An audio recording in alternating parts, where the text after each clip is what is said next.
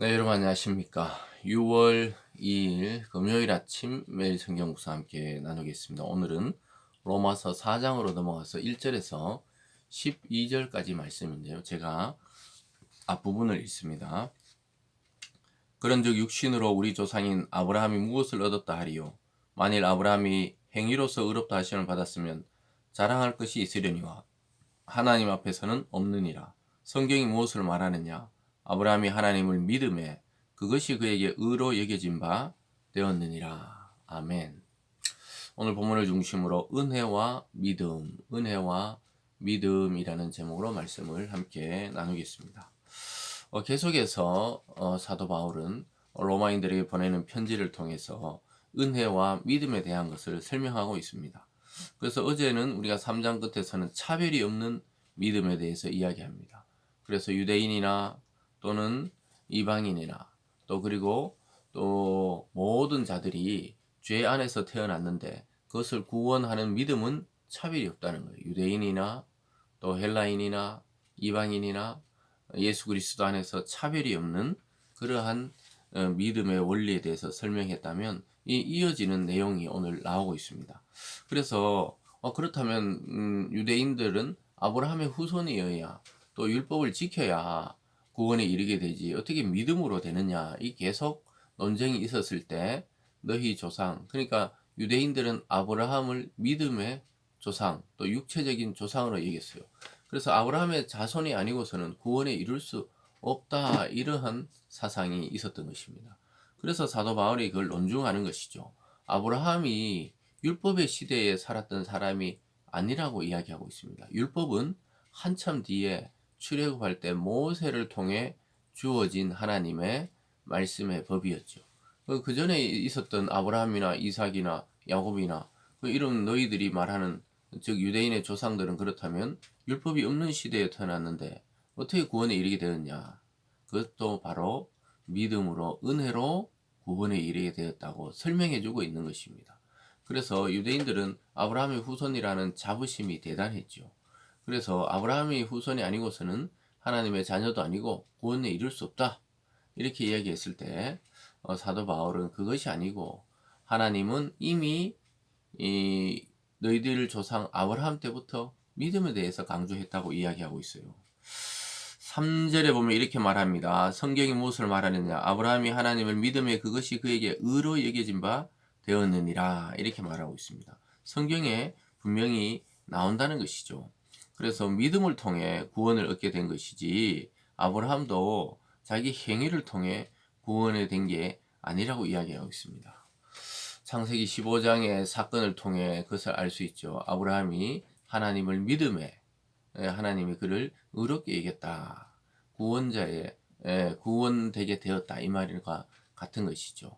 그래서 이 계속해서 보면 이렇습니다. 4절에 일하는 자에게는 그 삭시 은혜로 여겨지지 아니하고 보수로 여겨지거니와 이를 아니할지라도 경건하지 아니한 자를 의롭다 하시는 이를 믿는 자에게는 그의 믿음을 의로 여기시나니, 이렇게 말합니다.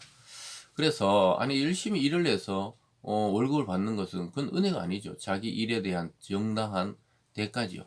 근데 어떤 자가 일을 안 했는데도 불구하고 만약에 그냥 누군가 월급처럼 줬다, 그럼 그거는 은혜라는 것이죠. 내가 한 달 동안 출근하지 않았는데 사장님이 찾아와서 예를 들어서 그렇게 일을 안 했지만 그래도 한 달 보수를 주겠다, 이렇게 했을 땐 그거는 은혜지요. 내가 노동을 해서 또는 일을 해서 얻는 것은 그것은 은혜가 아니라는 거예요. 그와 같이 아브라함이 무슨 의로운 행동을 해서 그를 구원에 이르게 하거나 또 율법을 지켜서 구원을 한 것이 아니고 아브라함을 하나님이 찾아가셔서 그에게 말씀을 했을 때 그런 아브라함은 하나님의 말씀을 믿고 본토 친척 아비를 떠나서 약속의 땅으로 가게 되죠. 그래서 그 믿음에 그 은혜에 반응한 믿음, 그 행동이 의롭다는 것이죠. 그 무슨 말이냐 하면은 이 유대인들은 계속해서 혈통적인 이 아브라함의 후손에 대해서 강조하고 있었죠. 그런데 그 혈통적인 것이 중요하지 않다고 바울은 계속 이야기합니다. 그것이 그리스도 안에 나타난 새로운 믿음의 원리요, 또 새로운 의의 방식이었다는 것이죠. 계속해서 한번 볼까요? 6절에 일한 것이 없이 하나님께 의로 여김을 받은 사람의 복에 대하여 다윗이 말한 바 불법이 사함을 받고 죄가 가려짐을 받은 사람은 복이 있고 주께서 그 죄를 인정하지 아니하실 사람은 복이 있도다 한가 같으니라. 다윗을 또 예를 들고 있어요. 아브라함은 하나님이 그 믿음으로 그 의에 이르게 했다면 이 다윗도 이 다윗은 율법 안에 태어난 사람이었잖아요.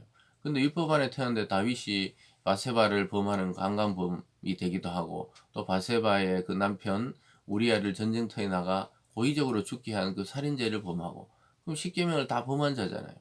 그 간음하지 말라, 살인하지 말라. 이것을 다 범했는 다윗이 어떻게 의로 여겨졌느냐? 그것은 하나님이 은혜로 그가 회개하고 돌아섰을 때 그를 받아들인 하나님의 속량이 있기 때문에 가능한 것이죠. 그래서 다윗도 그렇게 의로운 왕이고 또 하나님 마음에 합한 자라 했지만 실제 윤리적인 측면에서는 하나님의 법에 율법으로 보자면은 그는 구원받지 못하고 걸려드는 사람이 되었지만은 불법을 사함을 받았다는 거예요. 그 죄가 가려움을 받았다는 겁니다. 그러니까 구약에 나타나는 모든 인물들도 율법을 통해 죄를 깨닫지만 결국은 믿음을 통해 구원에 이르게 된다는 것을 이야기하는 것이죠. 그래서 죄인을 의인되게 하시는 분은 오직 하나님밖에 없는 것입니다. 그 하나님의 은혜라 그러죠. 은혜. 내 노력이 아니라 하나님이 그리스도를 우리 죄를 대신에 속량의 제물로 속죄의 제물로 드림으로 우리는 그것을 믿음으로 구원을 받는다. 이 원리, 이 믿음의 원리 외에는 죄 사함을 받을 길이 없다고 이야기하고 있습니다.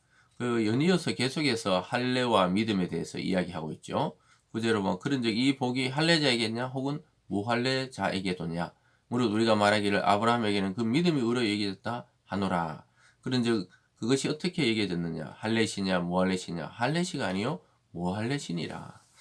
앞에도 좀 설명한 적이 있었지만 유대인들은 태어난 지 8일 만에 할례라는 의식을 행하게 되었습니다. 근데 아브라함은 너희들이 믿음의 조상이요 너 혈통적 조상이라고 그렇게 자랑하는 아브라함은 실제로 이방 땅의 사람이었기 때문에 할례를 행한 적이 없는 상태에서 이미 하나님이 그를 은혜로 부르시고 구원으로 부르시고 그 이후에 할례의 법을 줬죠. 그래서 실제로 난 지 8일 만에 할례를 받은 것은 아브라함이 아니라 아브라함의 아들 이삭이 난 지 8일 만에 할례를 받게 된 것이죠. 그래서 은혜 이후에 율법이지 율법이 이후에 은혜가 아니란 걸 계속 강조하고 있는 것입니다. 그래서 여러분들도 본문을 자세히 읽어보면요. 바울이 강조하는 것은 유대인들이 가지고 있는 신앙의 고정관념을 계속 깨뜨리고 있는 것이죠. 어떤 행위나 또는 할례를 했느냐 또 유대인의 혈통이냐 이런 것이 아니라 예수 그리스도 안에서 새로운 은혜의 시대, 새로운 믿음의 원리가 작동하고 있다는 것을 말씀하고 있습니다. 그것이 참된 복음이라는 것이죠. 그것이 우리에게 좋은 소식이 되는 것이죠. 내 노력으로 우리가 얼마만큼 도를 닦아야 하나님의 수준에 이르겠습니까? 우리가 얼마만큼 겸손해져야 하나님의 겸손에 이르게 되고 우리가 얼마만큼 정말 봉사를 해야 그리스도의 그 희생의 값을 갚겠어요. 그런 것이 아니라는 거예요. 그리스도와 하나님의 그 약속 안에 이루어진 이 언약을 믿음으로 그 은혜로 주신 이 구원을 우리가 믿음으로 수용함으로 우리도 그의 의에 그리스도 의에 포함이 된다는 겁니다. 그래서 우리를 하나님은 하나님의 자녀 여기시고 깨끗하다 여겨주시는 것이죠.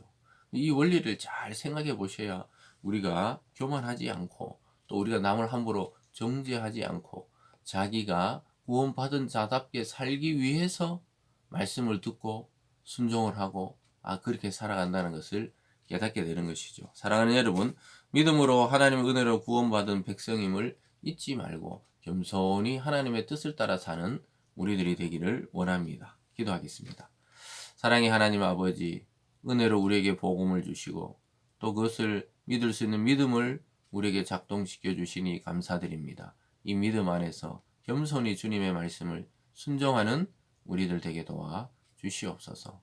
감사드리며 예수님 이름으로 기도드리옵나이다. 아멘.